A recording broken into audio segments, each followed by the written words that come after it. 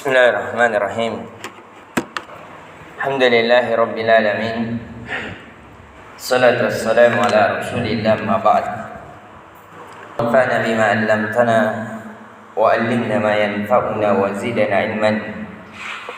Allahumma faqqihna fid din wa 'allimna ta'wil. Assalamualaikum warahmatullahi wabarakatuh.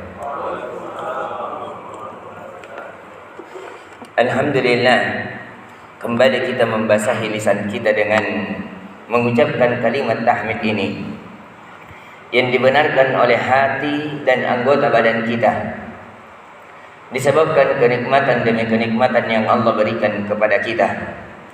Kenikmatan alhamdulillah kita dihidupkan oleh Allah Subhanahu wa taala di beberapa banyak hamba yang dimatikan oleh Allah. Kenikmatan diberikan keimanan di dalam hati kita. Berapa miliar manusia masih di atas kekufuran. Kenikmatan kita memiliki rasa syukur kepada Allah Subhanahu wa taala, sedangkan banyak manusia di atas kekufuran kepada Allah. Kenikmatan karena kita disibukkan dengan ketaatan dari siang dan malamnya, sedangkan banyak manusia yang sibuk di atas kemaksiatan kepada Allah. Kenikmatan karena kita di atas cahaya Islam, yang masih banyak manusia yang di luar selain pada Islam. Ini kenikmatan seorang hamba yang selayaknya seorang hamba menjaganya dengan memperbanyak bersyukur kepada Allah, sehingga Allah mempertahankan kenikmatan tersebut dan mematikan seorang hamba di atasnya. Dan di pertemuan kali ini alhamdulillah, dari ciri kenikmatan dan kebaikan yang Allah inginkan kepada seorang hamba, semoga kita semua diteguhkan untuk duduk sejenak mempelajari agama Allah Subhanahu wa taala. Dan itu adalah ciri kebaikan yang Allah inginkan kepada seorang hamba di dunia, alam barzah dan akhiratnya. Sebagaimana hadis Nabi sallallahu alaihi wasallam, "May yuridillahu bihi khairan yufaqihu fid din." Barang siapa yang Allah inginkan kebaikan kepadanya, Allah akan memahamkan dirinya terhadap agama ini. Kemudian di pertemuan kali ini kita kembali mengkaji dari faedah berpuasa. Faedah yang berpuasa sebagaimana telah kita jelaskan banyak sekali. Yang kemarin kita jelaskan bahwa puasa menggugurkan dosa-dosa seorang hamba. Adapun di pertemuan kali ini, bahwasanya puasa bisa menjadi perisai seorang hamba, menjadi pelindung bagi seorang hamba dari neraka Allah Subhanahu wa taala, dari melakukan kemaksiatan, sebagaimana dalam hadis Jabir an Nabi sallallahu alaihi wasallam qala, "Innamas siyamu junnatun yastajinnu bihal 'abdu minan nari wa huwa li wa ana ajzabi." Rawahu Ahmad dalam musnadnya. Dari Jabir radhiyallahu an, Jabir adalah sahabat Nabi sallallahu alaihi wasallam. Beliau berkata bahwa dia mendapatkan hadis ini dari Nabi sallallahu alaihi wasallam, bahwasanya sesungguhnya puasa itu adalah perisai. Junnatun, tentunya perisai yang dimaksud di sini perisai batiniyah. Karena telah menjadi kaidah dalam orang Arab dalam bahasa, idzal taqal jin wan nunu asbaha sirrun. Kalau ada yang kita dapati dalam Al-Qur'an atau dalam hadis Nabi sallallahu alaihi wasallam, ketemu antara huruf jin dan nun, semuanya bermaksud batiniyah. Semua hurufnya. Maka dari itu dalam Al-Quran kita dapati hanya 3 bentuk harokat di dalam Al-Quran, yaitu harokat dhammah, harokat fathah, dan harokat kasrah. Tidak ada sukun yang diawali dalam Al-Quran maupun di dalam hadis Nabi sallallahu alaihi wasallam. Coba kita melihat dalam harokat fathah. Jin dan nun jannatun, surga. Apakah surga nampak? Tidak. Surga itu batin, karena ketemu antara jin dan nun, huruf jin dan nun. Jannatun secara batiniyah. Begitu pula di harokat kasrah, jinnatun, jin. Jin itu tidak nampak. Kalau ada jin yang nampak, itu jin kalau dia menyerupai manusia. Tapi kalau hakikat dari jin itu sendiri itu awalnya tidak nampak. Yang ketiga adalah hadis yang kita baca, yaitu berharokat dhammah, junnatun. Kata Nabi sallallahu alaihi wasallam, as-siyamu junnatun. Puasa itu adalah perisai bagi seorang yang beriman. Jadi kalau mau dilihat barometer bagusnya puasa kita atau tidak, ketika puasa itu bisa menjadi barometer, menjadi sebab pelindung bagi kita. Berapa banyak orang yang berpuasa, tapi dia tidak bisa menahan pandangannya, tidak bisa menahan ucapannya, tidak bisa menahan tangannya dari gangguan orang lain, tidak bisa menahan langkah kakinya dari bermaksiat kepada Allah.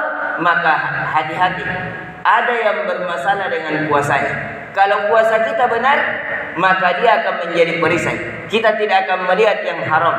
Saya lagi berpuasa, masa saya melihat yang haram? Kita tidak akan berbicara yang menjadikan ada pertengkaran. Tidak mungkin. Bagi orang yang berpuasa, yang benar puasanya, yang betul-betul puasa karena Allah Subhanahu wa Ta'ala, maka pasti dan pasti puasa itu bisa menahan dirinya dari bermaksiat kepada Allah, dan bisa menjadi sebab menjadikan seorang hamba terhalangi dari neraka Allah Subhanahu wa Ta'ala. Sebagaimana yang dikabarkan Jabir ini, as-siyamu junnatun. Puasa itu adalah perisai bagi seorang hamba. Junnatun yastajinnu bihal abd, yaitu perisai bagi seorang hamba minan nari, dari neraka Allah Subhanahu wa Ta'ala.